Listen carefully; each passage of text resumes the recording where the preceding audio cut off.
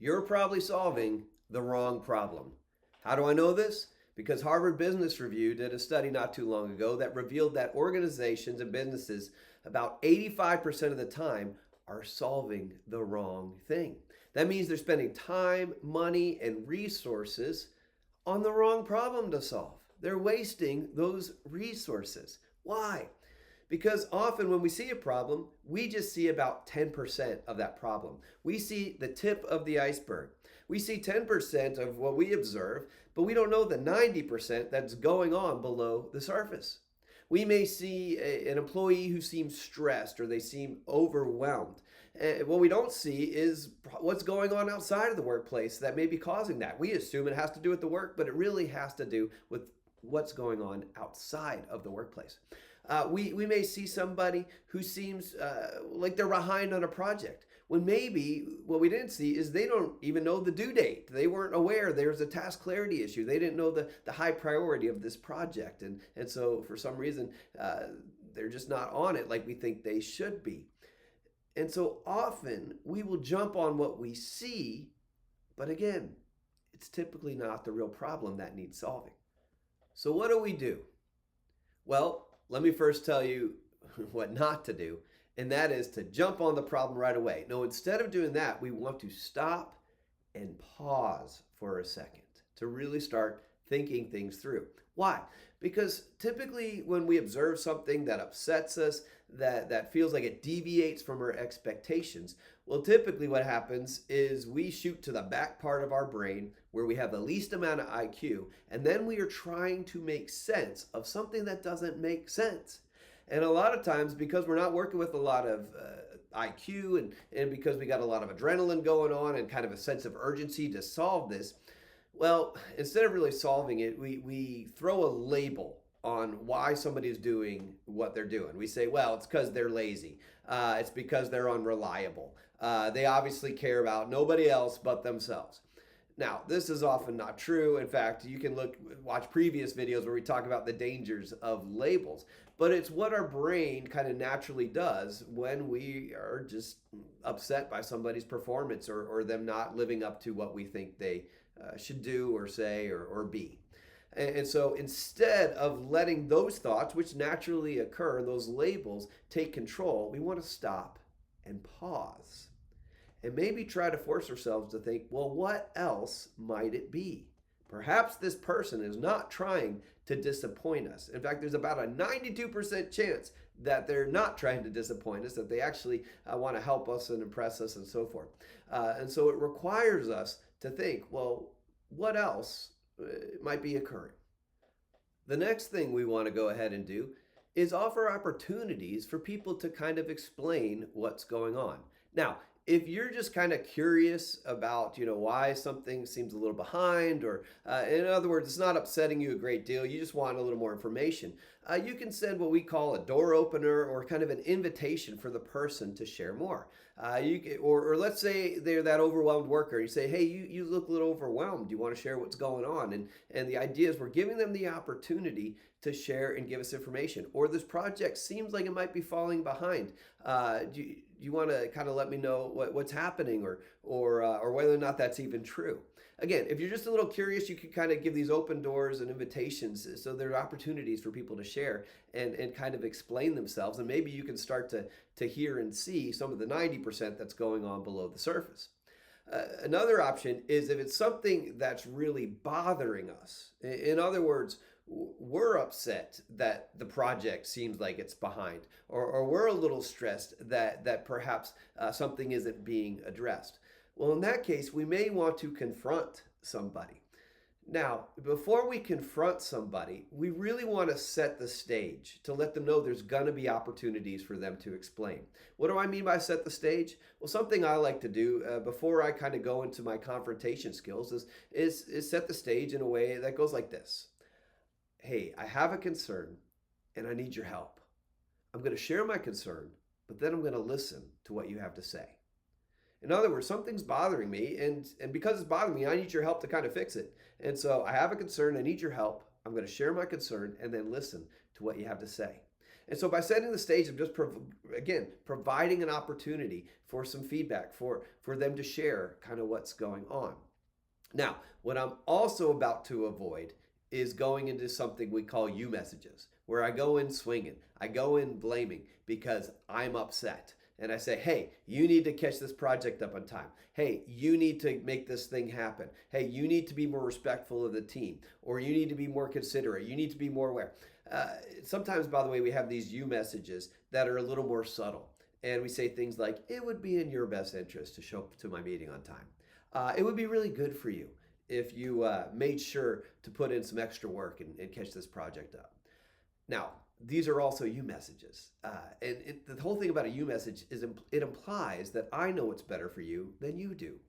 Now, if you put that shoe on the other foot, if somebody was to try to tell you that they know what's better for you than you do, what's the chance you'd actually believe them?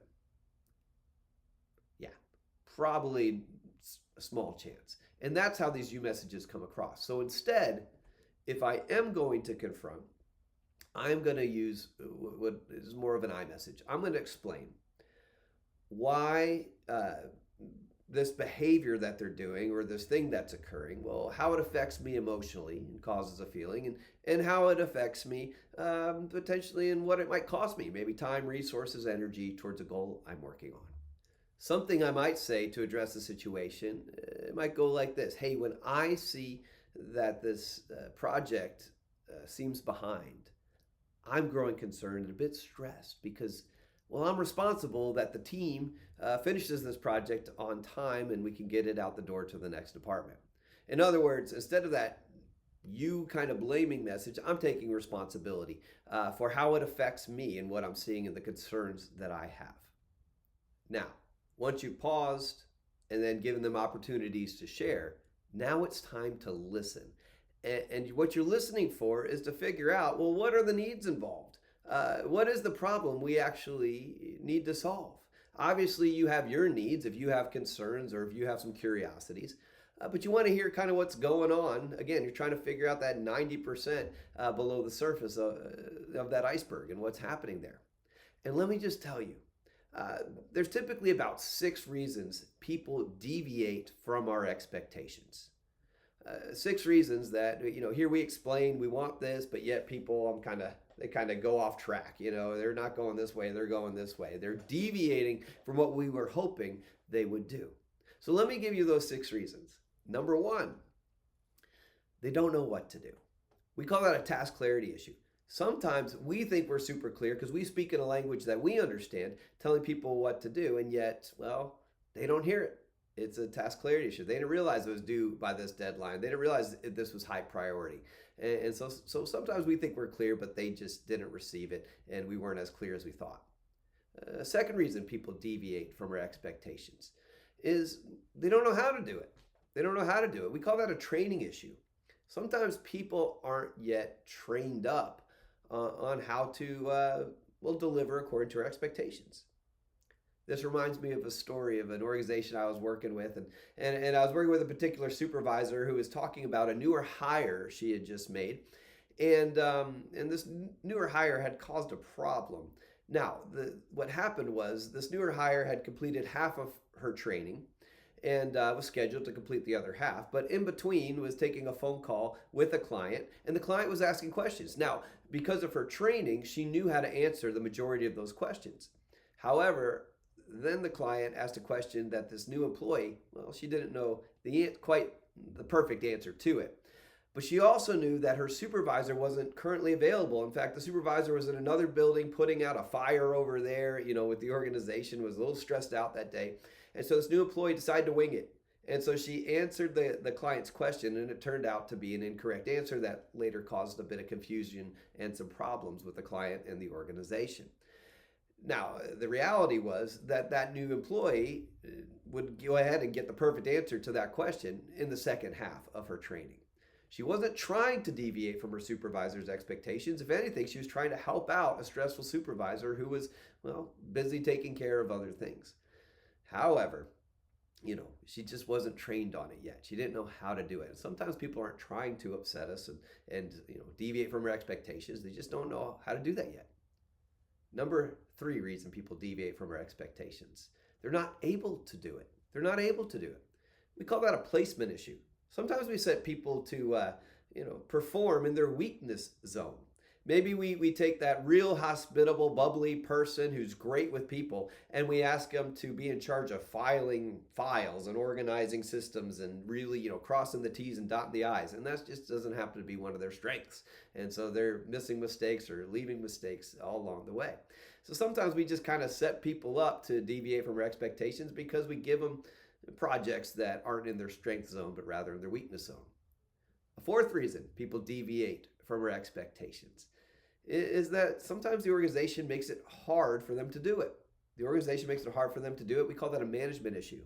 Sometimes we have so many policies and procedures in place that there's no way they're going to get it done on time. They have so many hoops to jump through that there's no way they're going to meet our expectations at the pace we need them to. And so sometimes we just kind of set people up to deviate from our expectations just because the organization has so many policies, procedures, it just makes it hard to fulfill. Fifth reason is they're able to do it, but not now. Sometimes people deviate from our expectations because they're able to do it normally, but not right now. They're going through something. And typically it's something they're dealing with outside of the workplace. Maybe it's some illnesses. Maybe it's some family issues. These are things typically will, keep a person who's a high performer from performing at a high level, at least for a season. And so we call it a supervising issue because we kind of got to supervise our way through it. We got to kind of know those things are going on and be able to help cover for that. And then sixth reason that people deviate from our expectations is they just don't care about doing it. By the way, we call that an attitude issue. Somebody just doesn't care. Yeah, I know it's important to you. I don't care. Yeah, I know it affects you. I don't care. By the way, what percentage of the time do you think that people deviate from your expectations because it's an attitude issue? Now, let me tell you, there is a real stat. And it's probably a bit lower than what you think. It's only 8% of the time do people deviate from our expectations because it's an attitude issue. Now, when people do deviate from our expectations, we typically go into that back brain that we're working with less IQ, that dumber part of our brain, and we go, it must be 80% of the people, is the reason they're deviating from our expectations because they don't care. They don't care about their job. They don't care about that.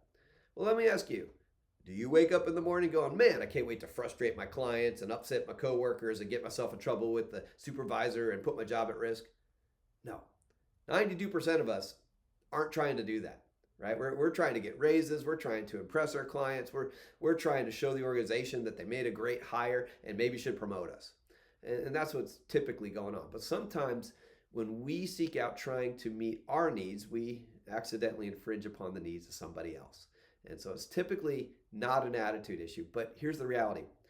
We won't know unless we open up our opportunities for people to share and then we listen to figure out what's really going on, what are the needs in play, and what are the real problems. A problem identified is half solved. That's right. If you pause to not let those labels start driving the conversation, and you open up opportunities for the other person to share, and then you listen to identify, well, the needs. You got your needs, but what are their needs, and why are they deviating? Well, then you've identified what needs solving, what needs need to be met, what things need to be adjusted, and then you can go ahead and solve the right problem together and work it out in a way that works for both your needs and really solves the real problem. So why do these steps and these methods work so well? Why does this kind of process help build elite teams?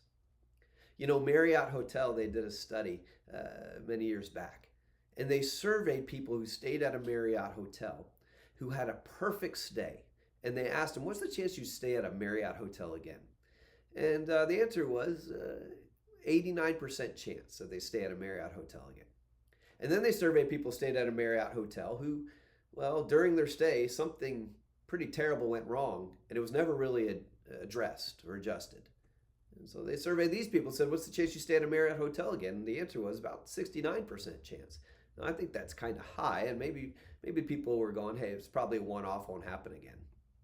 But then they surveyed people who stayed at a Marriott hotel. Something terribly went wrong, but it was quickly addressed and adjusted. What's the chance you stay at a Marriott hotel again? The answer, 94% chance. Even higher than if they had a perfect stay. Why? Look, we're not looking for perfect people in the world. We're smart enough to know they don't really exist. We're looking for people in the world that we can work it out with. In fact, I'm willing to bet that if you could buy a product from one organization and you could also buy the same product from another organization and the price is similar, you'll probably go with the organization who has the better return policy. In other words, I like to shop at places that I know if something goes wrong, we can easily work it out. And that's the kind of history we're establishing when we're having these type of conversations, when we're pausing and not letting those labels take over, and we're opening it up that perhaps there's other reasons why people are deviating from our expectations, and we open up those opportunities for them to share that information. And then we actually listen, and we're able to identify those needs, and then we're actually solving the right problems together. So next time you see a problem or what you think is a problem, don't just jump in and solve it right away. No, stop, pause. Provide those opportunities for sharing. All right? And then listen and understand the needs. And then you can go ahead and problem solve together, knowing that you're addressing the right needs and addressing the right problems. And then watch as you build relationships with your team where they actually are excited to work things out with you, where you build a history of problem solving together and a history of understanding each other. And watch as you grow an amazing team and an amazing organization.